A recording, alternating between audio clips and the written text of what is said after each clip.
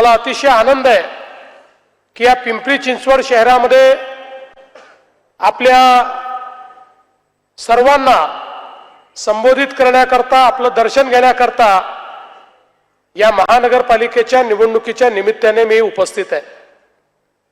खरं म्हणजे हे जे शहर आहे हे महाराष्ट्रातलं अतिशय वेगाने विकसित होणारं शहर आहे। एकेकाळी कष्टकऱ्यांची नगरी म्हणून हे शहर या ठिकाणी तयार झालं आणि भूमिपुत्रांसोबत महाराष्ट्राच्या विविध भागातून आलेले लोक या ठिकाणी कष्ट करत वसले आणि त्यातून हे पिंपरी चिंचवडचं शहर तयार झालं। पण आज आपण पाहू शकतो एक प्रकारे या शहराला आधुनिक चेहरा देण्याचा प्रयत्न आपण केला। हे शहर बदललं पाहिजे याकरता जे प्रयत्न 2014 नंतर या ठिकाणी झाले आहेत ते आपण सगळ्यांनी निश्चितपणे पाहिले आहेत। आता आमचे महेश दादा जरा वैतागले होते, कारण निवडणुका आल्या की अनेकांना कंठ फुटतो, अनेक लोक काही काही बोलत असतात। पण दादा एक लक्षात ठेवा, परिंदे को मिलेगी मंजिल एक दिन, ये उनके फैरे हुए पंख बोलते हैं। परिंदे को मिलेगी मंजिल एक दिन, ये उनके फैले हुए पंख बोलते हैं, और वही लोग रहते हैं खामोश अक्सर जमाने में जिनके हुनर बोलते हैं। आपलं काम बोलतंय आणि त्या कामामुळेच हा वैताग आहे, त्या कामामुळेच या ठिकाणी हा त्राग आहे, हा रागराग आहे। जरा समजून घ्या दादा, ते रागवले म्हणून तुम्ही रागवू नका। तुम्ही काम केलं, तुम्ही फक्त काम सांगा, समोरच्या लोकांना सांगायला काम नाही। त्यांना अनेक प्रश्न विचारले जातात, त्या प्रश्नाची द्यायला उत्तरं नाहीत। त्यामुळे विकासावरनं या निवडणुकीची चर्चा ही कुठल्या तरी वादावादीत झाली पाहिजे, सवाल जवाब झाला पाहिजे, अशा पद्धतीचा त्यांचा प्रयत्न आहे। त्यामुळे इतकं मोठं काम या पिंपरी चिंचवडमध्ये आपण केलं आहे की मला असं वाटतं की नुसतं ते काम आपण जर या ठिकाणी सांगितलं तरी देखील कोणालाही उत्तर देण्याची वेळ ही या ठिकाणी आपल्याला येणार नाही। आणि मला विश्वास आहे ज्या प्रकारे मागच्या निवडणुकीमध्ये या पिंपरी चिंचवडने आपल्याला मतदान केलं त्यापेक्षा जास्त जागा या वेळच्या महानगरपालिकेमध्ये आपल्या निवडून येतील। आता पूर्वी कारभार कसा होता आपण बघा, एक छोटंसं उदाहरण सांगतो। या शहरामध्ये JNNRUM मधनं 13,000 घरांचं बांधकाम करायचं अशा प्रकारचा निर्णय झाला आणि जवळजवळ 15 वर्ष हे बांधकाम रखडलं। 15 वर्षात या ठिकाणी 13,000 पैकी 6,700 घरं केवळ तयार झाले। काळ कोणाचा होता मी सांगणार नाही, सरकार आपल्या आधीच होतं की नाही, त्यांच्या काळामधले हे त्या ठिकाणचे घरं होते। 6,700 घरं तयार झाले आणि त्याचं बांधकाम इतकं निकृष्ट झालं की त्यामध्ये कोणी जायला तयार नाही, अशा पद्धतीची परिस्थिती निर्माण झाली। पण दुसरीकडे मोदीजी आल्यानंतर प्रधानमंत्री आवास योजनेच्या अंतर्गत आपण बोराडेवाडीला 1288 घरं केली, 4 होळीला 1442 घरं केली, आकुर्डीला 568 घरं केली, पिंपरीला 370 घरं केली, रुलगावला 1190 घरं केली। आणि कोणी जाऊन पाहू शकतं JNNRUM चे घरं आणि मोदीजींच्या प्रधानमंत्री आवास योजनेची घरं, या दोन घराची तुलना केली, या दोन घरांच्या वेगाची तुलना केली तरी देखील जे भारतीय जनता पक्षावर टीका करतायत त्यांना हे उत्तर आहे की तुमचा काळ काय होता, आमचा काळ काय आहे, हे या घरांच्या माध्यमातून देखील आपण दाखवू शकतो। खरं तर या महानगरपालिकेमध्ये गेल्या काळामध्ये अतिशय चांगल्या पद्धतीने आपण कारभार करण्याचा प्रयत्न केला। हे जे शहर आहे आपल्याला माहिती आहे की गावठाणाचा भाग आणि अर्बन अग्लोमरेशन असं मिळून तयार झालेलं शहर आहे। पण या शहरासमोर सगळ्यात मोठं आव्हान काय आहे तर पुढच्या काळामध्ये हा जो पुणे जिल्हा आहे, ज्या पद्धतीनं पुणे जिल्हा विकसित होतोय, हा पुणे जिल्हा एकीकडे आपलं मॅन्युफॅक्चरिंगचं हब आहे, दुसरीकडे टेक्नॉलॉजीचं हब आहे आणि आता तिसरीकडे आम्ही याला जीसीसीचं हब देखील करतो आहोत। आता भारतातले 25% जीसीसी या पुणे जिल्ह्यामध्ये असणार आहेत आणि या सगळ्या विस्तारामध्ये पुढच्या काळामध्ये पुण्यापेक्षा जास्त लोकसंख्या ही पिंपरी चिंचवडची होणार आहे। इतक्या वेगानं पिंपरी चिंचवडचा विस्तार होणार आहे आणि म्हणूनच सातत्याने आम्ही हा प्रयत्न केला की आपल्याला पिंपरी चिंचवड एक चांगलं शहर म्हणून कसं विकसित करता येईल, या ठिकाणी शिक्षण, आरोग्य, रोजगार याच्या संधी कशा तयार करता येतील आणि त्या दृष्टीने खऱ्या अर्थानं मी तर महानगरपालिकेचं अभिनंदन करेन की आपल्या महानगरपालिकेने या ठिकाणी शाळांचा दर्जा आपण सुधारवला। आज आपण बघा की आपल्या या शाळांमधली गेल्या 3 वर्षाची जर आकडेवारी बघितली तर दरवर्षी महानगरपालिकेच्या शाळेतले प्रवेश वाढले आहेत। महानगरपालिकेच्या शाळा गरिबांच्या, मध्यमवर्गीयांच्या शाळा आहेत। आपण इतर महानगरपालिकांमध्ये गेला तर त्या शाळा बंद होत आहेत, पण या ठिकाणी आता जवळपास 51,000 मुलं ही महानगरपालिकेच्या शाळेत शिकतात, ज्यात 26,000 मुली आहेत आणि त्यांना रेनकोट असेल, बूट असेल, शालेय साहित्यासाठी डीबीटी असेल, पालकांना QR कोड आधारित व्हाउचर असतील, या सगळ्या देणारी महानगरपालिका कुठली असेल तर ती आपली पिंपरी चिंचवडची महानगरपालिका आहे, हे सांगताना मला आनंद वाटतो। सामाजिक क्षेत्रामध्ये देखील दिव्यांग भवन असेल, नवीन दिशा टॉयलेट्स असतील, या ठिकाणी महिलांकरता सक्षमासारख्या योजना असतील, अनेक चांगल्या योजना या ठिकाणी तयार झाल्या आणि 130 महिलांकरता क्लस्टर, 130 क्लस्टर आपण तयार केले आणि त्यातनं जवळपास 10,000 पेक्षा जास्त महिलांचं प्रशिक्षण करून त्यांना महानगरपालिकेच्या माध्यमातून रोजगारक्षम बनवण्याचं काम हे या महानगरपालिकेच्या माध्यमातून झालंय। 7 स्लमला 0 वेस्ट स्लमचा दर्जा आपण त्या ठिकाणी दिला आहे आणि खऱ्या अर्थानं मला हे सांगताना आनंद वाटतो।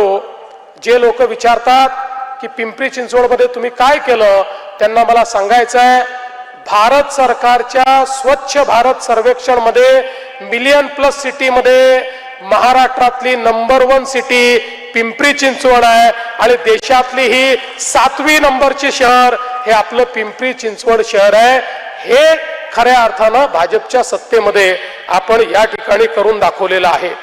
आज आपण बघू शकतो खूप मोठ्या प्रमाणात या पिंपरी चिंचवडमध्ये आपण कचऱ्यावर वेगवेगळ्या प्रकारची प्रक्रिया केली। आज आपला प्रयत्न असा आहे की पिंपरी चिंचवड सारख्या शहरामध्ये घन कचऱ्याचं 100% व्यवस्थापन झालं पाहिजे। आपली शहरं स्वच्छ झाली पाहिजेत। एक काळ होता आपण केवळ डंपिंग करायचो। मागच्या काळामध्ये मी जेव्हा पिंपरी चिंचवडला यायचो त्यावेळी अनेक ठिकाणी आम्हाला तक्रार यायची, आमच्याकडचं डंपयार्ड हटवा आणि ते दुसरीकडे घेऊन जा। अशा प्रकारे कधी मोशीतनं सांगायचे, कधी अजून कुठून सांगायचे, पण खऱ्या अर्थानं या ठिकाणी आता आपण हा प्रयत्न सुरू केला की डंपिंगच करायचं नाही, कचऱ्यावर 100% प्रक्रिया झाली पाहिजे। आणि आपले प्रधानमंत्री माननीय मोदीजी नेहमी सांगतात की आता तो जमाना गेला जेव्हा कचरा तुमच्यावर बर्डन होतं, आता कचरा बर्डन नाही, आता कचरा ही तुमची संपत्ती आहे, त्याच्यावर प्रक्रिया करा आणि त्यातनं महानगरपालिकेला मालमत्ता तयार केला। आणि मला सांगताना आनंद वाटतो, महाराष्ट्रातली पहिली महानगरपालिका ही ठरली ज्यांनी कचऱ्यापासून वीज निर्मिती करून दाखवली। आता कचऱ्यापासून आपण वीज निर्मिती करतोय आणि दुसऱ्या टप्प्यामध्ये 100% कचरा हा डंप न होता 27 मेगावॅट विजेची निर्मिती त्या कचऱ्यातनं आपण करणार आहोत, ज्यामुळे मोठ्या प्रमाणात कार्बन एमिशन कमी होणार आहे। आणि एवढंच नाही तर पर्यावरणाचा विचार करत असताना ही पहिली महानगरपालिका आहे ज्यामध्ये आपण पर्यावरणाचा ऍक्शन प्लॅन तयार केला। तो ऍक्शन प्लॅन तयार करून त्यामध्ये 37 अशा प्रकारचे इंटरव्हेन्शन्स हे आपण तयार केले आहेत। की जे 37 इंटरव्हेन्शन ज्यावेळेस आपण पूर्ण करू त्यावेळी आपली जी हवा आहे, जी एअर क्वालिटी आहे, ती एअर क्वालिटी चांगली होईल. आणि आज आपलं जे त्या ठिकाणी CO2 एमिशन आहे, जे आपण कार्बन आपल्या हवेमध्ये सोडतोय, त्याच्यामध्ये 27% कमतरता आणण्याचं काम या महानगरपालिकेच्या इंटरव्हेन्शनने आपण करणार आहोत. त्यामुळे कचऱ्याच्या संदर्भात वेगवेगळ्या टेक्नॉलॉजीचा उपयोग करून, वेगवेगळ्या प्रक्रियांचा उपयोग करून 100% आपण कचऱ्याची विल्हेवाट लावतो. आणि त्यानंतर जे जुने डम्पिंग डेपो आहेत, या सगळ्या डेपोची लँड ही त्या ठिकाणी बायोमायनिंग करून, कॅपिंग करून ती लँड चांगल्या कुठल्या तरी कामाकरता उपयोगी आणणार, अशा पद्धतीनं याचं प्लॅनिंग आपण केलं आहे.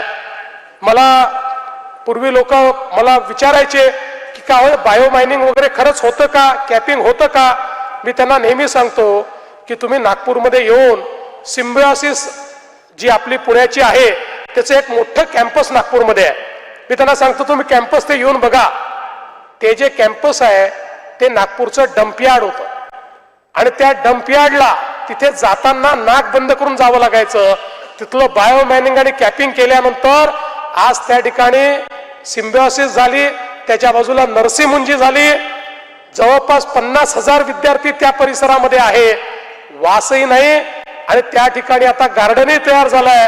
कोणाला वाटत नाही की या ठिकाणी डम्पिंग होतं. त्यामुळे आता या टेक्नॉलॉजीज उपयोगात आणून आपल्याला आपलं शहर हे सस्टेनेबल शहर करायचं आहे. पुढच्या काळामध्ये झिरो गार्बेज शहर आणि झिरो डम्पिंग शहर अशा पद्धतीनं या पिंपरी चिंचवडचा विकास हा आम्ही निश्चितपणे करून दाखवणार आहोत. आणि त्या दृष्टीनं आपलं कार्य हे पुढे मोठ्या प्रमाणात चाललेलं आहे. आज आपण बघा या ठिकाणी युवा प्रशिक्षणाची व्यवस्था आपल्या महानगरपालिकेने उभी केली आणि कौशल्य प्रशिक्षणाचे जे 4,000 विद्यार्थी दरवर्षी आपण त्यांना प्रशिक्षण देतो, त्यातल्या 75% विद्यार्थ्यांच्या हाताला आता काम मिळत आहे, त्यांना रोजगार मिळतोय. हे देखील या ठिकाणी आपण केलाय. आणि आता IIMचं कॅम्पसही आपल्या पिंपरी चिंचवडमध्ये या ठिकाणी आपण तयार करतोय. आरोग्याचा विचार केला तर या पिंपरी चिंचवड महानगरपालिकेमध्ये आपल्या सरकारने आणि आपल्या महानगरपालिकेने केलेलं जे काम आहे हे देखील अभूतपूर्व आहे. या ठिकाणी आपल्याला माहिती आहे की नेत्र रुग्णालय आपण सुरू केलं. आता थेरगावमध्ये 100 खाटांचं कॅन्सर हॉस्पिटल तयार होत आहे. पण त्याहीपेक्षा सगळ्यात महत्वाचं काय आहे तर या ठिकाणी आपल्या पिंपरी चिंचवड महानगरपालिकेचे 7 हॉस्पिटल मिळून आतापर्यंत आपल्याकडे जवळपास या ठिकाणी 735 बेड्स होते. पिंपरी चिंचवडकरांकरता कोविडच्या काळामध्ये आपल्याला माहिती आहे 735 बेड या आपल्या शासकीय व्यवस्थेमध्ये पिंपरी चिंचवडमध्ये उपलब्ध होते. पण आता मात्र मोशीला जे सामान्य रुग्णालय आपण करतोय त्या एकट्या रुग्णालयामध्ये 700 बेड्स आपण त्या ठिकाणी क्रिएट करतो. म्हणजे या शहराकरता आता बेड्सची जी व्यवस्था आहे ती दुपटीने वाढती आहे. आणि सगळ्या सुपर स्पेशालिटी आपण आणतो, त्याच्यामध्ये सगळ्या प्रकारच्या जे इलाज त्या ठिकाणी आणतो, सगळ्या मशिनरी आपण आणतो, सर्व इन्व्हेस्टिगेशन आपण आणतो. पुढच्या काळामध्ये आपण बघा, आपण महाराष्ट्राच्या वतीनं मी महात्मा फुले जनआरोग्य योजना सुरू केली. त्या योजनेमध्ये आपण 5 लाखापर्यंतचा इलाज हा सगळ्यांना मोफत केला. आणि त्या ठिकाणी पहिल्यांदा काही अटी शर्ती होत्या, त्या अटी शर्ती देखील आपण काढून टाकल्या. आणि आपण सांगितलं कुठलंही रेशन कार्ड असू द्या, कुठलंही कागद असू द्या, प्रत्येकाला 5 लाखापर्यंतचा इलाज आपण मोफत केला. आणि मग लक्षात आलं की काही अशा प्रकारचे आजार आहेत की ज्याच्यामध्ये 5 लाखात ऑपरेशन होत नाही, असे 10,000 आम्ही शोधून काढले. आणि या 10,000 करता 5 लाखापासून 35 लाखापर्यंतचा इलाज आता आम्ही मोफत करतो आहोत. आणि पूर्वी 1200 हजारांचा इलाज करायचो, आता 2400 हजारांचा इलाज करतो. पण हा इलाज करत असताना आपण जरी मोफत इलाज केला तरी त्या प्रकारची व्यवस्था असली पाहिजे. आपण खासगी हॉस्पिटल प्राधिकृत केले, सरकारी प्राधिकृत केले, पण ती जर व्यवस्था नसेल तर हा इलाज कुठे होईल. आणि म्हणून आमचा प्रयत्न आहे खासगी सोबत सरकारी व्यवस्थेमध्ये सगळ्या प्रकारच्या टेस्ट, सगळ्या प्रकारचे इक्विपमेंट, सगळ्या प्रकारचे इन्व्हेस्टिगेशन आणि सगळ्या प्रकारच्या सर्जरीज या झाल्या पाहिजेत आणि ते आज या पिंपरी चिंचवडमध्ये या हॉस्पिटलच्या माध्यमातून आपण निश्चितपणे करणार आहोत. खरं म्हणजे आपल्याला माहिती आहे की आपला शास्तीकराचा जो मुद्दा आहे हा मुद्दा इतके वर्ष त्या ठिकाणी प्रलंबित होता. इलेक्शन आलं की आपले नेते यायचे, शास्तीकर रद्द करू म्हणून सांगायचे, आश्वासन द्यायचे, पण कधी शास्तीकर रद्द झाला नाही. पण ज्यावेळी आमचे महेश दादा आणि लक्ष्मण भाऊ होते त्यावेळी ह्या माझ्याकडे आले आणि म्हणाले हा शास्तीकर आम्हाला रद्द करून हवाय, एक प्रकारे जिझिया करासारखा हा कर आमच्या पिंपरी चिंचवड वासियांवर लादलेला आहे, हा तुम्ही रद्द करा. पहिल्या टप्प्यामध्ये 1000 स्क्वेअर फूटच्या फ्लॅटवर 1500 स्क्वेअर फूटच्या फ्लॅटवर आपण तो रद्द केला. त्यानंतर काही दिवसांनी हे लोक पुन्हा आले, म्हणाले यांनी भागत नाही, तो सरसकट रद्द झाला पाहिजे. एका झटक्यामध्ये सरसकट 300 कोटी रुपयाचा शास्ती कर आम्ही रद्द करून टाकला. पिंपरी चिंचवडकरांकडनं जो जिजिया कर या ठिकाणी घेतला जात होता. आणि म्हणून मी जे सांगतो ना की आपल्याला कोणावर टीका करण्याची आवश्यकता नाही आहे दादा, आपण केलंय, केलेलंच फक्त आठवण करून द्यायची गरज आहे. हे आपण करून दाखवलंय.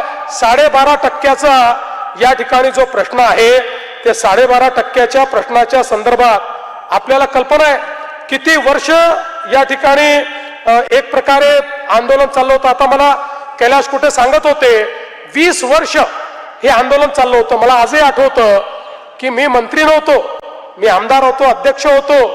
त्या काळामध्ये या ठिकाणी आंदोलन झालं आणि मी स्वतः त्या आंदोलनामध्ये खाडे साहेबांना माहिती आहे मोर्चामध्ये सम्मिलित झालो होतो. आणि त्यावेळेस आपल्या सगळ्यांच्या वतीनं मी पण मागणी केली होती की 12.5% हे या ठिकाणी जी काही भूमिपुत्रांना परतावा आहे तो मिळाला पाहिजे. पण तेव्हाचं सरकार म्हणायचं की एकदा सूर्य पूर्वेचा पश्चिमेला उगवेल पण 12.5%चा परतावा मिळू शकत नाही. पण जे त्यांना जमत नाही तेच करणारे आम्ही लोक आहोत. आम्ही 12.5%चा परतावा करून दाखवला आणि त्याचा निर्णय देखील आपण घेतला. आणि म्हणून मी सांगतो की जे या ठिकाणी सामान्य माणसाला हवाय ते करणारे आपण लोक आहोत. फ्री होल्डचा प्रश्न देखील महत्वाचा होता. इतके वर्ष फ्री होल्डची मागणी होती. या ठिकाणी पिंपरी चिंचवड सहित महाराष्ट्रामध्ये मोठ्या प्रमाणात प्राधिकरणाच्या वेगवेगळ्या जमिनी होत्या. या जमिनींना फ्री होल्ड करण्याचा निर्णय देखील हा भारतीय जनता पक्षानेच घेतला. हे देखील आपण सगळ्यांनी या ठिकाणी लक्षात घेतलं पाहिजे. आज आपण बघा वेगवेगळ्या प्रकारचे जे रिफॉर्म्स आपण या ठिकाणी केले त्या रिफॉर्म्समुळे शास्ती कर रद्द करून देखील या महानगरपालिकेचं टॅक्सचं उत्पन्न 350 कोटी रुपयांनी वाढलं. त्या ठिकाणी टॅक्सेस नाही वाढवले. आपल्याला मला या ठिकाणी सांगितलं पाहिजे की आपल्या महानगरपालिकेच्या क्षेत्रामध्ये 6,35,000 इमारतींवर टॅक्स होता. आणि ज्यावेळी नवीन पद्धतीनं सर्वे केला त्यावेळी असं लक्षात आलं की या ठिकाणी 6,35,000 नाही 8,54,000 इमारती आहेत. म्हणजे जवळपास 2-2.5 लाख अशा प्रकारच्या प्रॉपर्टीज होत्या की ज्या होत्या पण त्या टॅक्सेस देत नव्हत्या. तिथे टॅक्सेस नव्हता. म्हणजे जो बिचारा टॅक्स देतोय त्याच्याचकडनं टॅक्स घ्यायचा आणि जो देत नाही त्याच्याकडनं घ्यायचा नाही. आपण रिफॉर्म केला, सांगितलं टॅक्सेस वाढवू नका. टॅक्सच्या नेटच्या बाहेर जे लोक आहेत त्यांनाही टॅक्सच्या नेटमध्ये आणा. त्यामुळे आवक वाढेल, टॅक्सेस वाढवण्याची आवश्यकता पडणार नाही, शास्ती लावण्याची आवश्यकता पडणार नाही. आज या ठिकाणी आपण पाहू शकतो की जवळपास या मोठ्या प्रमाणात 350 कोटी रुपयांनी आपण ही आवक वाढवली आणि त्यातनं मोठ्या प्रमाणात आज विकास कामं करण्याकरता या ठिकाणी आपल्याकडे पैसा आहे. आज ही गोष्ट देखील खरी आहे. रेड झोनचा जो प्रश्न आहे तो अत्यंत महत्वाचा आहे. या संदर्भात मागच्या काळात एक बैठक आपण घेतली आहे. मी तुम्हाला आज एवढंच सांगतो की सातत्याने पाठपुरावा करून या रेड झोनची फाईल आम्ही भरपूर पुढे नेलेली आहे. आणि मला हा विश्वास आहे की पुढच्या काही दिवसांमध्ये काही महिन्यांमध्ये रेड झोन बाबत काही ना काही सकारात्मक अशा प्रकारचा निर्णय हा पिंपरी चिंचवड वासियांना आम्ही निश्चितपणे करून देऊ। पण त्यासोबत ब्ल्यू लाईन आणि रेड लाईनचा देखील प्रश्न या ठिकाणी आहे आणि त्यामुळे मोठ्या प्रमाणात लोकांचा विकास अडलाय, अडचणी झाल्या आहेत, लोक इल्लीगल ठरलेले आहेत। खरं म्हणजे हा जो ब्ल्यू लाईन रेड लाईनचा प्रश्न आहे हा दोन गोष्टींमुळे तयार झाला। एक तर आपला जो नवीन युनिफाईड DCPR आहे त्या युनिफाईड DCPR मधल्या काही तरतुदी आहे की ज्या तरतुदींमुळे या ठिकाणी इथला विकास हा थांबलेला आहे आणि दुसरं रेड लाईन आणि ब्ल्यू लाईनचा जो विषय आहे हा कधीतरी 100 वर्षापूर्वीच्या 50 वर्षापूर्वीच्या गृहितकांवर आधारित आहे। म्हणजे तेव्हाचे जे काही आपले फ्लड्सचे जे काही मार्किंग आहेत त्याच्या आधारावर हा केलेला आहे आणि म्हणून मी हा निर्णय घेतला पिंपरी चिंचवड सहित महाराष्ट्रातली जेवढी महानगरं आहेत आणि जिथे जिथे नद्या आहेत किंवा मोठे नाले आहेत अशा सगळ्या ठिकाणी नवीन पद्धतीनं सर्वे करून आम्ही ब्ल्यू लाईन आणि रेड लाईन याचा नव्याने आखणी त्या ठिकाणी करणार आहोत आणि ही नव्याने आखणी करून आता आपल्याकडे फ्लड मिटिगेशन मेजर्स आहेत। आता जो भाग ब्ल्यू लाईन रेड लाईन मध्ये असला, जसं कोल्हापूरला मी मागच्या काळामध्ये केलं, कोल्हापूरमध्ये जो काही अशा प्रकारचा भाग आहे त्या भागाकरता आम्ही नवीन DCPR तयार केला आणि गृहीत हे धरलं की समजा अशा प्रकारचा फ्लड आला तर कशा पद्धतीचं बांधकाम असलं पाहिजे, त्याचे नवीन नियम केले आणि ते नियम लोकांनी स्वीकारले आणि त्या ठिकाणी बांधकामाची सुरुवात झाली। तशाच पद्धतीनं आपल्या पिंपरी चिंचवडमध्येही ज्या भागामध्ये ब्ल्यू लाईन रेड लाईनचा प्रश्न आहे तिथे आता आम्ही सॅटेलाइट इमेजरीचा वापर करतो, जिओ स्पेशियल डेटाचा उपयोग करतो आहोत आणि फ्लड मिटिगेशन सिस्टीमचा वापर करतो आहोत। त्यामुळे मला विश्वास आहे आणि पुढच्या काळामध्ये DCPR मध्ये आपण युनिफाईड DCR मध्ये आपण बदल करणार आहोत की ज्या माध्यमातून इथला हा जो प्रश्न आहे हा प्रश्न पूर्णपणे सोडवण्याचं काम आपण करू। आज आपल्याला माहिती आहे मोठ्या प्रमाणात आपण या ठिकाणी रस्त्यांचं काम सुरू केलेलं आहे। 54 किलोमीटरचं रोड नेटवर्क हे आणि विशेषतः DP रोड जे आहेत ते मोठ्या प्रमाणात आपण या ठिकाणी तयार करतो आणि त्यासोबत आपल्या पिंपरी चिंचवडमध्ये मागच्या काळामध्ये आपण मेट्रो आणली, आता या मेट्रोचं जाळं वाढवायचं आहे। आता पिंपरी चिंचवडमध्ये अजून एक टप्पा मेट्रोचा आपल्याला करायचा आहे। तसं महामेट्रोच्या माध्यमातून 41 किलोमीटरचं नियोजन आम्ही आता केलेलं आहे। निगडीपासून चाकणपर्यंत जे रावेत, वाकड, नाशिक फाटा असा सगळा भाग जोडणार आहे। 10,000 कोटी रुपयाचा प्रकल्प आहे आणि त्या माध्यमातून दुसरी मेट्रो हे आपल्या पिंपरी चिंचवडला येणार आहे आणि त्यासोबत कनेक्टिव्हिटीची तिसरी मेट्रो येणार आहे आणि पुढच्या काळामध्ये एक चांगलं मेट्रोचं जाळं जसं पुण्याला तयार झालं तसं पिंपरी चिंचवडमध्ये देखील आपण त्या ठिकाणी तयार करणार आहोत आणि निश्चितपणे जसं PCMC ते निगडी जी मेट्रो आहे 4.4 किलोमीटरची 910 कोटीची तिचंही काम आपण करतोय। यासोबत आपल्याला माहिती आहे की आपल्याकडनं बाहेर जाणारे जे रस्ते आहेत त्या रस्त्यांवर काही आपण एलिव्हेटेड कॉरिडॉर्स तयार करतो, त्या माध्यमातून मोठ्या प्रमाणात ज्याला आपण नाशिक फाटा ते खेड असा एलिव्हेटेड कॉरिडॉर आपण तयार करतो आणि यासोबत खूप मोठ्या प्रमाणात वेगवेगळे फ्लायओव्हर्स काही आपण केले, काहीचं नियोजन आपण केलं। आपल्याला माहिती आहे डेअरी फार्म फ्लायओव्हर 62 कोटी रुपयाचा प्रकल्प आहे, त्याचं काम चाललंय, ज्यामुळे पिंपरी, पिंपळे सौदागर, रहाटणी आणि लगतच्या भागात याचा लाभ मोठ्या प्रमाणात होणार आहे। बोपखेलचा पूल असेल की ज्याच्यामुळे मोठ्या प्रमाणात लोकांचा वेळ वाचलाय, रक्षक चौक सबवे असेल यामुळे औंध आणि रावेत रस्ते वाहतूक सोपी झाली आहे। पुनावळे, ताथवडे, वाकड, रावेत, किबाळे, मामुर्डी, चिखली, चारोळी, डुलगाव आणि मोशी या ठिकाणी जवळपास 600 कोटी रुपयाचं रस्ते रुंदीकरणाचं काम हे आता प्रगती पथावर आहे, वेगवेगळ्या स्टेजेस मध्ये आहे आणि ते झाल्यानंतर इथला जो सगळा ट्रॅफिक आहे तो ट्रॅफिक देखील मोठ्या प्रमाणात स्मूथ होणार आहे। मुळा, इंद्रायणी आणि पवना या ज्या आपल्या नद्या आहेत या नद्यांच्याही संवर्धनाकरता 2300 कोटी रुपयाचा प्रकल्प आपण तयार केला आहे आणि केंद्र सरकारच्या मदतीनं आमच्या या ज्या नद्या आहेत त्या निर्मल आणि अविरल करण्याचं काम हे आपण त्या ठिकाणी करतोय। आपल्याला माहिती आहे मागच्या काळामध्ये भामा आसखेडच्या माध्यमातून या ठिकाणी आपण पाणी आणलं, 100 MLD पाणी या ठिकाणी पोहोचलाय।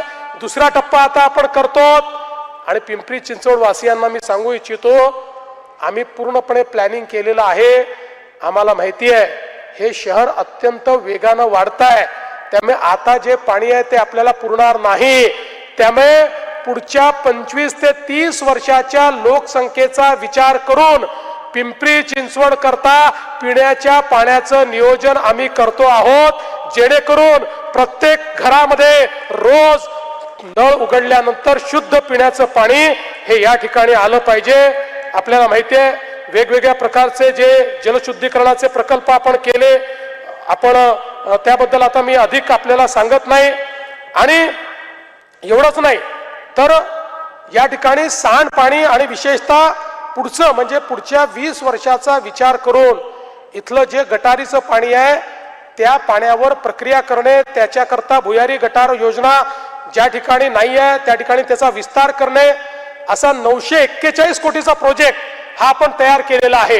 याचं कारण आहे, आपण बघा यापूर्वी इतके पैसे कधी सरकार देत नव्हतं, पण माननीय मोदीजींनी स्मार्ट सिटी आणि अमृत शहरांची योजना आणि सोबत स्वच्छ भारत योजना आणली.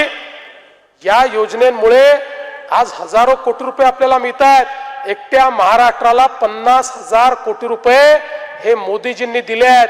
आणि म्हणून पुढच्या काळातलं प्लॅनिंग हे देखील आम्ही या ठिकाणी पूर्ण केलेलं आहे. आपल्याला कल्पना आहे पिंपरी चिंचवड शहराचा हा विस्तार बघूनच मी ज्यावेळेस मागच्या काळात मुख्यमंत्री होतो त्यावेळी या शहराला स्वतंत्र पोलीस आयुक्तालय आपण दिलं आणि आता त्या आयुक्तालयाचा आपण विस्तार करतो. त्या आयुक्तालयामध्ये आपण मोठ्या प्रमाणात नवीन पोलीस स्टेशन, नवीन पोलीसची भरती, नवीन पद, नवीन बिल्डिंग सगळं स्ट्रेंथनिंग करतो. कारण जे शहर वाढतं त्या शहराला सेफ सिटी मध्ये देखील आपल्याला कन्वर्ट करायचं आहे.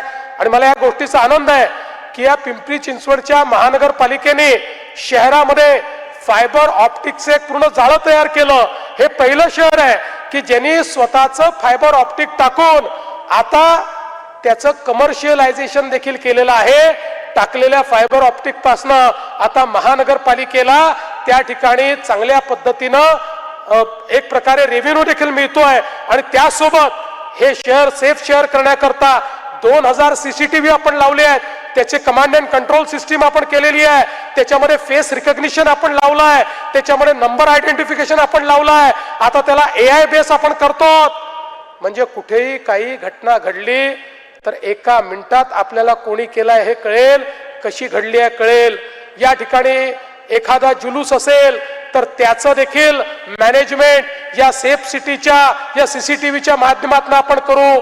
आणि पुढच्या काळामध्ये ट्रॅफिकचं जे मॅनेजमेंट आहे त्यामध्येही सगळा लिगसी डेटा आणि त्यासोबत जिओस्पेशियल डेटा, गुगल इमेजरी या सगळ्यांचं एकत्रित करून एक AI मॉडेल तयार करून ट्रॅफिक सिम्युलेशन आपण करतो की ज्या माध्यमातून ट्रॅफिकही स्मूथली गेला पाहिजे आणि लोकांनाही मोठ्या प्रमाणात त्या ठिकाणी फायदा झाला पाहिजे.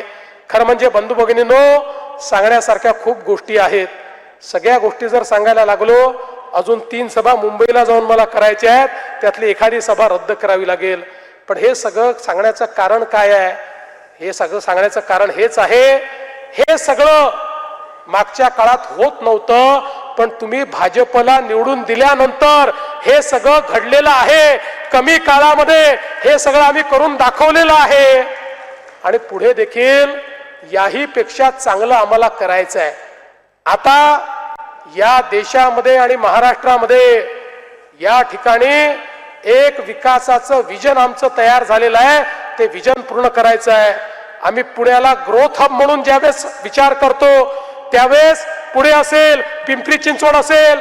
आणि मला अतिशय आनंद आहे, मी स्वतः मुख्यमंत्री असताना PMRDA ची स्थापना केली. ते PMRDAचं क्षेत्र असेल याचा एकात्मिक विचार करून आम्ही या एकात्मिक अर्बन ॲग्लोमरेशनला भारतातलं सगळ्यात व्हायब्रंट अशा प्रकारचं अर्बन ॲग्लोमरेशन तयार करू इच्छितो. पण त्याकरता तुमचा सगळ्यांचा आशीर्वाद हा मला महत्वाचा आहे. आणि म्हणून येत्या 15 तारखेला आपल्या सगळ्यांना आम्हाला आशीर्वाद द्यायचा आहे. माझ्या अनेक लाडक्या बहिणी या ठिकाणी बसल्या आहेत, त्यांना देखील सांगू इच्छितो, ज्यावेळेस पूर्ण बहुमताने भाजपचं सरकार आलं काही लोक म्हणायचे आता यांना कोणाची आवश्यकता नाही, आता हे लाडकी बहीण योजना बंद करतील. 1 वर्ष होऊन गेलं, लाडकी बहीण योजना सुरूच आहे. आणि जोपर्यंत लाडक्या बहिणींचा देवाभाऊ मुख्यमंत्री आहे तोपर्यंत लाडकी बहीण योजना सुरूच राहणार आहे. आणि मी या ठिकाणी आमच्या सर्व आमदारांना सांगू इच्छितो, आता ही महानगरपालिका निवडून आल्यानंतर तुम्हाला एक जबाबदारी देऊन जातो.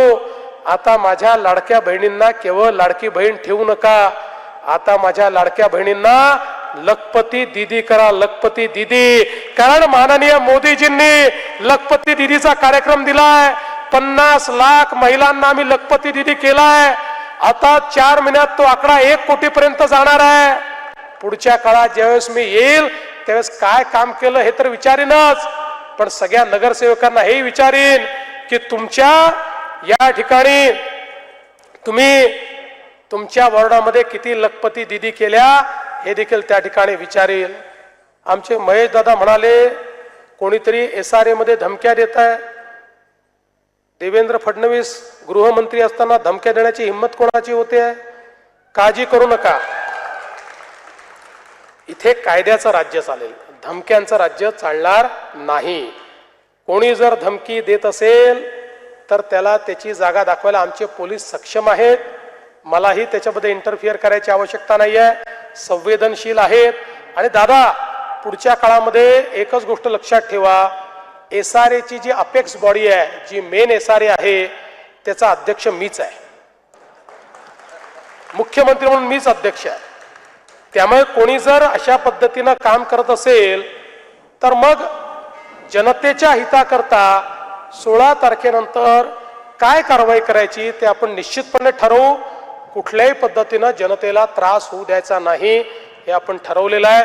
मी पुन्हा एकदा आपल्या सर्वांना विनंती करतो, आपण 15 तारखेला मतदान केंद्रात जा. प्रत्येकाला 4 मतं द्यायची आहेत. 4 मतं.